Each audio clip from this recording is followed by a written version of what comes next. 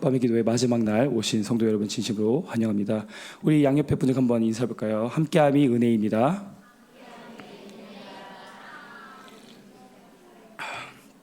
네, 함께 예배할 수 있는 것이 정말 큰 은혜인 것 같습니다. 네, 우리 함께 오늘 말씀 함께 보기 원합니다. 로마서 3장 23절에서 25절 말씀 함께 보도록 하겠습니다. 신약성경 243쪽에 있습니다. 네, 다 함께 읽도록 하겠습니다. 모든 사람이 죄를 범하였음에 하나님의 영광에 이르지 못하더니 그리스도 예수 안에 있는 속량으로 말미암아 하나님의 은혜로 값없이 의롭다 하심을 얻은 자 되었느니라. 이 예수를 하나님이 그의 피로써 믿음으로 말미암는 화목제물로 세우셨으니 이는 하나님께서 길이 참으시는 중에 전에 지은 죄를 간과하심으로 자기의 의로우심을 나타내려 하심이니. 아멘. 제가 오늘 수련회를 갔다 와가지고 목이 약간 쉬었습니다. 양해 바랍니다. 네, 여러분은 이슬람 하면 어떤 이미지가 떠오르십니까? 적지 않은 사람들은 테러, 범죄, 폭탄 등의 이미지를 쉽게 떠올릴 것입니다. 또 어떤 이들은 히잡과 일부 다처제와 같은 이미지를 떠올릴 것입니다. 사실 기독교인이 아니라고 하더라도 우리가 갖는 이슬람에 대한 생각은 사실 좋지 않은 것이 사실입니다. 그런데 이슬람의 교리는 어떨까요? 우리는 이슬람이 돼지고기를 먹지 않는다는 것을 압니다. 또 우리는 그들이 하루에 5번 의무로 기도해야 되는 등 여러 율법들이 있는 것을 우리는 그 정도 잘 알고 있습니다. 그런데 사실 이슬람의 교리에는 매우 합리적인 요소들이 많습니다. 우선 제가 이해하는 바로는 모든 무슬림이 아무리 무슬림이라고 해도 다 천국에 가는 것은 아닙니다.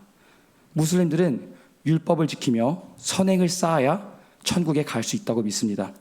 그래서 사람에는 오른편에는 그의 선행을 기록하는 천사가, 또 왼편에는 악행을 기록하는 천사가 있어서 그 사람이 죽을 때 사후의 세계에 이것을 비교해서 그의 천국행과 지옥행이 정해진다고 합니다. 매우 공정하고 합리적인 방법입니다. 또 이슬람은 생각보다 매우 관용적인 종교입니다. 비무슬림이라고 하더라도 만약에 이슬람에 대해서, 알라에 대해서 접해볼 기회가 없다면, 그런데 그가 선행을 많이 했다면 그 사람도 천국에 갈 수 있는 기회가 있습니다. 제가 한 이슬람 친구와 무슬림과 한번 대화를 하는데 그 친구가 이런 내용들을 말하면서 저에게 이것이 바로 알라의 은혜다라고 설명하더라고요. 오직 알라만이 누가 천국에 갈 수 있는지 알고 있으며, 알라를 알지 못한 사람도 선행을 많이 하면, 알라를 알 기회가 없었던 자라면, 그가 의도적으로 거부한 게 아니라면 그도 역시 천국에 갈 수 있다. 반드시 예수님을 믿어야 천국에 가는 기독교와 비신자라도 천국에 가능성이 열려있는 이슬람 중에 어느 종교가 더 은혜로워 보이십니까? 이렇게만 비교해 본다면 사실 이슬람이 더 은혜로워 보이지는 않습니까? 여러분도 잘 아시다시피 이슬람은 우리 구약 성경과 많은 내용을 공유하고 있습니다. 그들은 아담이 첫 번째 선지자라고 말하며 노아도 선지자고, 모세도 선지자고, 다윗도 선지자고, 솔로몬도 선지자다. 그리고 예수도 선지자다. 그리고 최후의 선지자로 무하mad이 있다라고 말합니다. 그리고 선지자들은 죄가 전혀 없다라고 말합니다. 엄밀히 말하면 사소한 실수 정도는 했습니다. 선지자들도. 하지만 큰 범죄는 저지르지 않았다라고 그들은 믿습니다. 그들은 작은 실수와 큰 범죄를 명확하게 구분짓는 것 같습니다. 그래서 제가 그 대화를 하던 무슬림 친구에게 아담의 선악과 사건을 물어보았습니다. 이슬람은 그것을 어떻게 이해를 하는지. 그러자 그것은 아담의 실수라고 표현하더라고요. 그렇기 때문에 이슬람에는 아담의 선악과 사건을 통한 원죄의 전가가 없습니다. 그렇게 그들은 자신의 행실로, 그리고 알라의 은혜로 스스로 천국에 갈 수 있다고 믿는 것입니다. 제가 그 친구에게 우리 기독교는 아담을 통한 원죄 전가를 말하고, 그렇기 때문에 오직 예수를 통해 구원을 얻을 수 있다라고 말하자 그 친구 저를 비웃더라고요. 하나님은 그럼 왜 선악과를 먹은 아담을 벌하셨을까요? 왜 기껏 아담을 창조해 놓으시곤 왜 선악과 사건 다 하나로 그를 저주하고 그를 내쫓으셨을까요? 그것도 모자라서 왜 우리에게까지 그 원죄가 전가되는 것일까요? 저에게는 취미가 하나 있습니다. 저는 보드게임을 좋아합니다. 그래서 그 친구들이 집에 놀러 올 때 보드게임을 종종 했고, 또 아내랑 또 1대1로 이렇게 여러 보드게임을 하고 있는데, 지금은 이제 딸이 생겨가지고 보드게임을 잘 하지는 못합니다. 근데 또 다른 취미가 보드게임을 사서 모으는 게 또 취미입니다. 그래가지고 제 방 한 곳에는 보드게임들 이렇게 쌓아서 모아놨는데, 어느 날 제가 집에 가보니까 제 딸내미가 그 보드게임을 다 쏟아가지고 카드들을 다 구겨가지고 찢고 있더라고요. 정말 제가 소중하게 여기는 것들이었는데 그 카드들이 찢어진과 동시에 제 마음도 찢어졌습니다. 제가 우리 딸에게 너는 우리 집의 모든 장난감은 마음대로 갖고 놀되 내 방에 있는 보드게임은 갖고 놀지 말라. 내가 갖고 노는 말에는 반드시 혼나리라 라고 경고를 했는데, 그래도 불구하고 그 딸이 제 말을 어겼습니다. 물론 저는 제 방에서 그 아이를 추방시켰습니다. 하지만 그래도 어쩌겠습니까? 그 1살짜리 아이가 보드게임을 찢으면서 해맑게 저를 쳐다보는데, 저는 그 아이를 너무나도 마음이 찢어지지만 그 아이를 품어줄 수밖에 없었습니다. 저도 이렇게 아이가 잘못을 저질러도, 제가 좋아하는 것을 부셔버려도 그 아이를 용서해 주는데, 왜 하나님은 선악과를 먹은 아담에게 이렇게 매몰차게 대하셨던 것일까요? 이슬람의 주장처럼 아담이 그저 실수 하나 범했을 뿐인데 왜 하나님은 아담에게 가혹한 죄의 결과를 짊어지게 하신 걸까요? 어떤 사람들은 하나님의 이러한 행동이 과한 것이 아니냐고 저에게 물어봅니다. 그리고 아담의 죄가 우리에게 전가된 것이 억울하다라고 말합니다. 하지만 그것은 아담이 지은 죄를 정확하게 이해하지 못했기 때문입니다.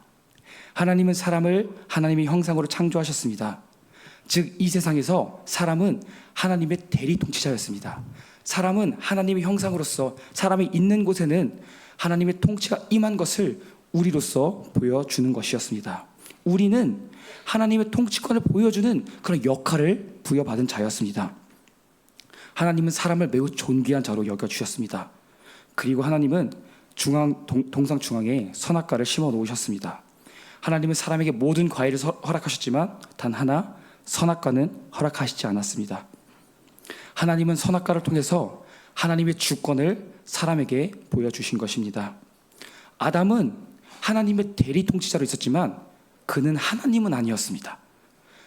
선악과는 아담이 하나님이 다스리는 그 나라 안에, 그 주권 안에, 그 법 안에 안전하게 또 자유롭게 있다는 것을 보여주는 상징이었습니다. 아담은 하나님이 아담에게 주신 그 명령 안에서 하나님의 백성으로서 안전하게 살아갈 수 있었던 것입니다. 그런데 아담이 그런 선악과를 범한 것입니다. 단순히 하나님을 아끼는 과일 하나를 먹은 것이 아니라 하나님의 주권에 반기를 든 것입니다. 사람은 하나님과 같이 되고자 선악과를 먹었습니다. 피조물이 창조자의 자리에 도전한 것입니다. 아담 스스로 하나님과 동일한 위치에 오르고자 했던 것입니다. 뱀이 사람을 유혹할 때 이렇게 말합니다. 창세기 3장 5절 말씀 함께 읽어보도록 하겠습니다. 시작. 너희가 그것을 먹는 날에는 너희 눈이 밝아져 하나님과 같이 되어 선악을 알 줄 하나님이 아심이니라. 뱀은 사람에게 너가 하나님처럼 될 수 있어, 하나님과 동등한 위치에 오를 수 있어 라고 거짓하였고, 아담은 하나님의 위치에 오르고자 하는 욕망 때문에 결국 죄를 범한 것입니다. 또 사람은 하나님의 권능을 무시하며 참 진리 되신 하나님을 거짓말쟁이로 취급했습니다. 하나님은 선악과를 먹으면 사람이 반드시 죽으리라 라고 말씀하셨습니다. 하지만 뱀은 선악과를 먹어도 결코 죽지 아니할 것이다 라고 말했습니다. 그것도 우리가 상식적으로 생각해 볼 때 온 천하를 지으신 하나님의 말씀과 고작 뱀의 말 중에 무엇을 더 귀담아 들어야겠습니까? 그런데 당연히 창조주의 말을 들어야 할 하나님의 대리자인 아담이 하나님을 거짓말쟁이로 여기고 뱀의 말을 더 신뢰한 것입니다. 하나님의 말씀을 가볍게 여기고 하나님을 거짓말쟁이로 여겼습니다. 하나님은 말씀으로 세상을 창조하신 분이십니다. 그분이 말씀하시면 반드시 이루어집니다. 그분이 빛이 있으라 하면 빛이 있고 세상 만물이 있으라 하면 있습니다. 그런데 사람은 그분의 말씀에 아무런 힘이 없는 것처럼, 아무런 효력이 없는 것처럼 여겼습니다. 하나님의 말씀을 무시할 뿐만 아니라 하나님의 말씀을 거짓으로 여기며 하나님의 말씀을 뱀의 혓바닥보다 못한 것으로 여겼습니다. 바로 이것이 아담이 지은 죄입니다. 그리고 인류의 대표인 아담의 죄는 곧 우리에게 전가되었습니다. 우리는 아담 안에서 죄를 지었습니다. 우리는 이를 명확하게 알 수 있습니다. 왜냐하면 우리가 지금도 아담과 동일한 죄를 범하고 있기 때문입니다. 우리는 아담과 같이 하나님의 주권을 무시하며 우리 스스로가 우리 인생의 주인공인 것처럼 행세해야 합니다. 우리는 하나님의 말씀보다 현실을 더 신뢰합니다. 하늘의 새도 먹이시는 하나님의 말씀을 믿는 것이 아니라 지금 내 주머니에 있는 지폐 몇 장이 나를 먹여 살린다고 생각하고 있습니다.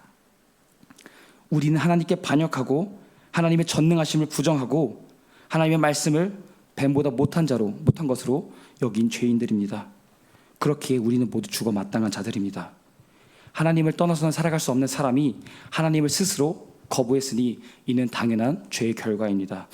로마서 3장 23절 오늘 본문은 우리에게 이렇게 말합니다. 모든 사람이 죄를 범하였음에 하나님의 영광에 이르지 못하였더니 모든 사람 단 한 사람도 빼놓지 않고 하나님을 배반하였습니다. 하나님을 떠났습니다. 모든 사람이 죄를 범하였습니다. 세상 그 어떤 죄보다 무거운 죄를 범하고야 말았습니다. 결코 용서받을 수 없는 죄입니다. 그런데 사람들은 자신의 죄를 알지 못합니다. 심지어 그리스도인들도 자신의 죄가 얼마나 큰 죄인지 깨닫지 못하고 살아갈 때가 너무나도 많습니다. 많은 청소년부 학생들이 저에게 물어봅니다. 예수님에 대해 듣지도 못한 자들이 죽고 나서 정말로 지옥에 가야 되냐고 말입니다. 왜 이러한 질문을 던집니까? 우리가 봐도 억울해 보이거든요. 우리가 봐도 불공평해 보이거든요. 그리고 그렇게 생각하는 이유가 우리의 죄가 얼마나 심각한지 우리가 깨닫지 못했기 때문입니다. 구원을 받는 것이 우리의 당연한 권리라고 여기는 것입니다. 우리의 죄는 작은 실수라고 여기고 있기 때문입니다. 하나님의 주권을 무시하고 하나님의 권능에 도전하고 스스로 하나님의 자리에 오르려고 한 죄인이 죽는 것은 당연한 것입니다.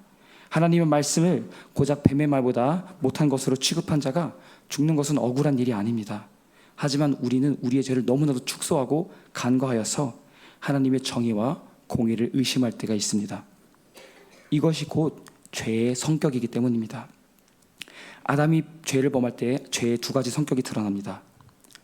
아담은 자신의 죄를 꾸짖으시는 하나님 앞에 이 죄의 원인이 자기가 아니라 하나님이 지으신 여자에게 있다고 말합니다.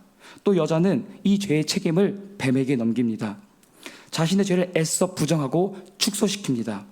죄인은 자신의 죄를 바라보지 않습니다.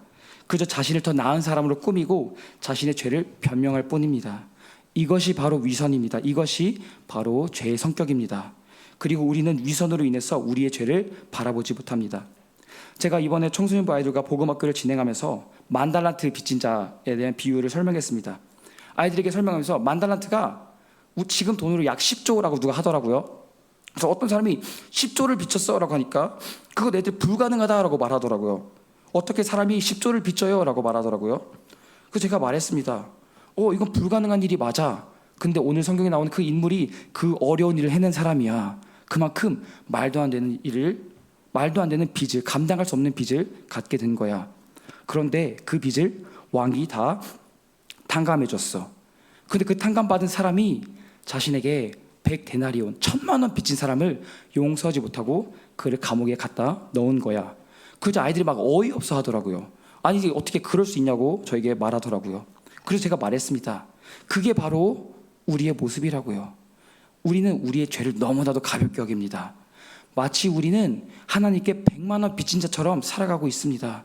우리는 우리의 죄를 바라보지 않고 우리의 손에 있는 우리의 행위만을 바라봅니다. 정작 우리는 그 비유 속의 이야기를 들으면서 은혜를 모르는 사람을 비판하지만 사실 우리가 그런 자처럼 살아가고 있습니다. 마치 우리의 빚이 처음부터 없었던 것처럼, 마치 우리가 받은 은혜가 사실 별거 아닐 것처럼 말입니다. 두 번째 죄의 성격은 자신의 행위로 죄의 문제를 해결하려 한다는 것입니다. 아담과 하와는 벌거벗은 모습을 가리기 위해서 스스로 무화과 나무로 옷을 만들어 자신의 수치를 가립니다. 그들은 자신의 문제를 스스로 해결하려 시도하였습니다. 그들은 자신의 노력으로 부끄러움을 가리려 하였습니다. 하지만 그들은 그 어느 것도 가릴 수 없었습니다. 무슬림들은 믿기만 하면 구원받는다는 기독교의 교리를 비웃습니다. 행위가 있어야 구원을 받는다고 주장합니다. 사실 모든 종교가 행위에 초점을 둡니다.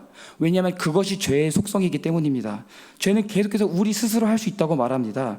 우리 열심으로 선에 도달할 수 있다고 말합니다. 그저 믿기만 하는 것이 아니라 우리가 선도 행할 때 구원을 얻을 수 있다고 말합니다.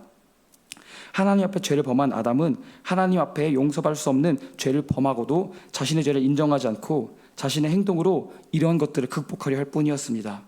그런데 그런 그들에게 하나님은 가죽옷으로 그들의 허물을 덮어주셨습니다.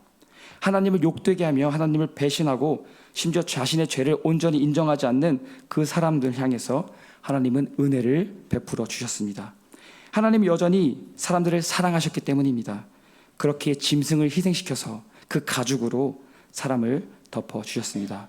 로마서 3장 24절 말씀 함께 읽도록 하겠습니다. 시작. 그리스도 예수 안에 있는 속량으로 말미암아 하나님의 은혜로 값없이 의롭다 얻은 자 되었느니라. 하나님은 사람이 죄를 짓는 그 순간부터 우리를 향한 은혜의 방편을 준비하셨습니다. 우리의 죄가 너무나도 크기 때문에 그만큼 대가도 클 수밖에 없었습니다. 그래서 하나님의 독생자 예수 그리스도가 십자가에서 달려 죽으시고 그 보혈로 우리의 부끄러움, 우리의 수치를 가려주셨습니다. 그리고 그 은혜를 우리에게 값없이 주셨습니다. 우리의 선행으로 얻어낸 것이 아니라, 우리의 행위를 얻어낸 것이 아니라 그저 우리에게 값없이 선물로 주셨습니다. 우리가 교회에서 봉사를 하고 기도를 오래 하고 선행을 베풀어서 받은 것이 아니라 그저 예수 안에 있는 속량으로 값없이 주신 하나님의 은혜입니다. 우리가 은혜를 위해 지불한 것은 아무것도 없습니다. 그런데 우리는 때로 착각을 합니다. 마치 내 선행을 행해서 하나님이 나를 기뻐하시는 것처럼 말입니다. 마치 은혜로 구원을 99% 받았는데 내가 나머지 1%를 채울 수 있다고 우리는 착각합니다. 은혜가 무엇입니까? 은혜는 하나님께서 베풀어 주시는 자발적이고 무조건적인 값없는 사랑입니다. 그리스도의 은혜는 죄인에게 주어지는 것입니다. 건강한 사람에게는 의사가 필요 없습니다. 하지만 환자에게는 반드시 의사가 필요합니다. 하나님을 배신하고 모욕한 인간을 살리기 위해 하나님이신 예수 그리스도께서 우리를 대신해서 죽으시고 우리의 죄를 덮어주셨습니다. 그것이 은혜입니다. 그렇게 우리는 우리의 죄성을 알지 않고는, 우리의 죄가 얼마나 깊은지를 알지 않고는 하나님이 부어주시는 그 은혜의 깊이를 온전히 알 수 없습니다. 우리가 계속해서 우리 스스로의 죄를 가리려고만 노력한다면, 우리가 스스로 우리의 옷을 만들어 스스로 더 나은 사람이 되려고만 한다면 우리는 결코 그 보혈의 은혜를 온전히 누릴 수 없습니다. 하나님의 은혜는 그저 우리의 삶을 더 아름답게 꾸며주는 액세서리가 아닙니다. 예수님은 우리가 구원에 더 잘 이르게 하기 위해서 십자가에 달리지 않으셨습니다. 예수님은 그저 감기약 같으신 분이 아닙니다. 사람의 감기를 치료하려고 십자가에 달려 죽으신 것이 아닙니다. 하나님이신 그리스도께서는 이미 사망 권세 아래에 있어서 아무런 희망도 없는 우리를 살리시기 위해 이 땅에 오신 것입니다. 그것이 우리의 자격입니다. 우리는 우리의 자격을 바로할 때 그 자격을 넘어 역사하시는 은혜를 바라볼 수 있습니다. 제가 중학생일 때 선교사님이신 부모님을 따라 해외 거주하였는데요. 당시 파송교회 후원이 끊어진 적이 있습니다. 파송교회 후원이 끊어지니까 저희의 생활비의 60% 이상이 사라졌습니다. 그래서 선교지에서 생활을 이어나갈 수 없었고, 저희 부모님은 다시 파송교회를 구하기 위해서 2-3달간 한국으로 다시 가셨습니다. 근데 저와 여동생은 학업을 해야 했기 때문에 지인 집에 맡겨져서 그곳에서 지내었습니다. 당시에는 스마트폰이 없어서 국제전화로 일주일에 한 번 정도 부모님이랑 통화를 했는데요. 오늘 아버지께서 갑자기 전화를 하셨는데 수화기 너머로 아버지께서 매우 흥분하시고 기쁜 목소리로 저에게 말씀하시더라고요. 이래야 학비가 해결됐어 라고 말씀하셨습니다. 저는 이걸 듣는데 이게 뭔 말인가 싶었습니다. 당시 보니까 당시 저희 중학교에 한 분기 그 등록금이 2-30만 원 정도 했는데 그 2-30만 원을 낼 돈이 없었던 겁니다. 아무리 생활비를 쪼개도 그 2-30만 원을 구할 방법이 없었습니다. 그런데 이제 그 선교 단체에 가서 선교 단체 그 지부장님이랑 얘기를 하는데 갑자기 대뜸 지부장님이 부모님에게 애들 등록비는 어떻게 됐어요? 라고 물어보신다는 겁니다. 그래서 부모님께서 사실 내지 못하고 있다라고 말하니까 그분이 선뜻 그 돈을 내주셨다고 합니다. 그분도 국내 선교사입니다. 그분도 누군가의 후원을 받고 살아가는 분입니다. 그런데 그분께서 선뜻 그 돈을 주셨고, 부모님은 너무나도 이 기쁜 마음에 주체하지 못하고 바로 그 소식을 저에게 전한 것입니다. 이것이 부모님에게 너무나 큰 은혜였기 때문입니다. 우리가 부모님 스스로 할 수 없는 것을 너무나 잘 알았기 때문에 이 20만 원, 30만 원조차도 모을 수 없는 것을 너무 잘 알았기 때문에 계속 고민했기 때문에 이 20만 원, 30만 원이 왔을 때 너무나도 그분들에게 기쁨이 됐던 것입니다. 그런데 저는 부모님이 저에게 이 사실을 알리지 않아서 제가 등록금이 없는지도 몰랐습니다. 등록금 낼 수 없는 상황인 것도 몰랐습니다. 그래서 아버지가 갑자기 이렇게 뜬금없이 저한테 전화했을 때 저는 네, 감사하네요 라고 밖에 할 수 없었습니다. 주님의 구원의 은혜도 마찬가지입니다. 우리가 우리의 죄성이 얼마나 깊은지 알지 못하면 그 은혜조차 온전히 우리가 누릴 수 없습니다. 내가 죄인인 사실을 깊이 깨닫지 못한다면 나를 살리신 그 은혜가 얼마나 아름다운지 우리는 알 수 없습니다. 믿지 않는 사람에게 복음을 전할 때 가장 어려운 것이 무엇입니까? 그들이 죄인이라는 사실을 말하는 것입니다. 어떤 사람들은 자신이 죄가 없다고 말합니다. 어떤 사람들은 자신들이 순절무결하지는 않지만 다 사람들이 똑같이 살아가는 거 아니냐고 말합니다. 그들이 하나님께 범한 죄가 어떤 죄인지, 얼마나 깊은 죄인지 알지 못하기 때문입니다. 다윗은 그의 시에서 하나님을 찬양합니다. 그는 하나님이 그에게 부어주신 은혜가 얼마나 아름다운지 알았기 때문입니다. 시편 8편 1절 말씀에 여호와 우리 주여, 주의 이름이 온 땅에 그리 아름다운지요, 주의 영광이 하늘을 덮었나이다. 그리고 4절에 이렇게 고백합니다. 사람이 무엇이기에 주께서 그를 생각하시며 인자가 무엇이기에 주께서 그를 돌보시나이까. 다윗은 하나님의 영광을 찬양하고 온 우주 만물을 지으신 하나님께서 자신을 돌보시는 것에 정말로 감사를 느꼈습니다. 그 은혜의 깊이가 얼마나 큰지 그는 잘 알았습니다. 왜냐하면 다윗은 스스로 자신이 어떤 존재인지 알았기 때문입니다. 다른 사람이 볼 때 그는 왕이었고 그는 하나님 옆에 온전하게 순종한 사람이었지만 다윗은 사실 그가 은혜를 받을 자격이 없는 것을 너무나도 잘 알았습니다. 시편 51편 5절 함께 읽도록 하겠습니다. 시작. 내가 죄악 중에서 출생하였으며 어머니가 죄 중에서 나를 잉태하였나이다. 다윗은 그 누구보다 열심히 살았던 사람입니다. 하나님 안에서 살고자 했던 사람입니다. 하지만 다윗도 스스로 알았습니다. 그 자신이 태어날 때부터 용서받을 수 없는 죄인이라는 사실 말입니다. 그는 자신의 선행과 행위로는 그 하나님의 그것을 얻을 수 없음을 알았습니다. 오직 하나님의 은혜로만 살아갈 수 있다는 것을 그는 알았습니다. 다윗은 자신의 연약함을 넘어서 그의 죄성을 넘어서 부어주시는 하나님의 은혜를 경험했기 때문입니다. 이처럼 우리는 모두 죄인입니다. 교회는 죄인이 모인 곳입니다. 그저 고상하고 교양 있는 사람들이 모인 곳이 아닙니다. 단지 자신의 죄를 발견하고 죄를 깨달은 사람들이 모인 곳입니다. 그리고 그 죄를 가려주시는 하나님의 은혜를 경험한 사람들이 모인 곳입니다. 로마서 3장 25절 말씀 함께 읽겠습니다. 시작. 이 예수를 하나님의 그의 피로써 믿음으로 말미암는 화목 제물로 세우셨으니 이는 하나님께서 길이 참으시는 중에 전에 지은 죄를 간과하심으로 자기의 의로우심을 나타내려 하심이라. 하나님은 예수님을 화목 제물로 세우셨습니다. 그분의 보혈을 믿는 자에게 죄를 가려주시는 은혜를 허락하셨습니다. 용서를 받을 수 없는 우리를 아무런 대가 없이 그냥 용서해 주신 것이 아니라 독생자 예수 그리스도의 보혈로서 예수 그리스도를 그 대가로서 삼으시고 우리의 모든 죄를 용서해 주셨습니다. 그리고 우리에게는 이제 죄가 없다라고 말씀하십니다. 사실 우리에게 죄가 없는 것은 아닙니다. 우린 여전히 죄로부터 자유롭지 못합니다. 우리는 여전히 연약하고 여전히 죄와 씨름할 수밖에 없는 존재입니다. 그런데 하나님께서는 우리의 죄를 간과하신다고 말씀하십니다. 우리의 죄를 못 본 채 해준다고 말씀하십니다. 실제로 우리에게 죄가 여전히 있지만 예수 그리스도의 보혈로 우리의 죄를 덮어주시고 우리를 죄가 없는 자로 판결해 주신다고 말씀하십니다. 이것이 바로 그리스도의 은혜입니다. 바로 이것이 십자가 보혈의 은혜입니다.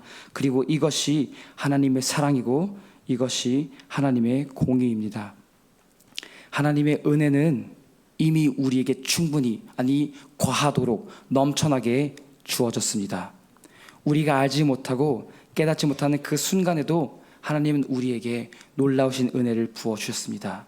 다만 우리는 그 은혜 앞으로 나아가기만 하면 됩니다. 하나님 앞에 우리는 결코 우리의 죄를 축소시키고 가릴 필요가 없습니다. 아니 그래서는 결코 안 됩니다. 우리의 행동으로 무엇을 해보고자 그런 시도를 결코 하지는 않아야 됩니다. 우리는 그저 그 은혜의 보좌 앞으로 담대히 나아가야 합니다. 그리고 우리가 담대히 나아갈 때 우리를 주님의 긍휼하심과 도우시는 은혜를 우리에게 베풀어 주실 줄 믿습니다. 저와 여러분이 하나님의 은혜를 더욱더 깊이 누리길 원합니다. 하나님께 우리의 죄를 깨닫게 해달라고 간절히 간구하며 나아가기 원합니다.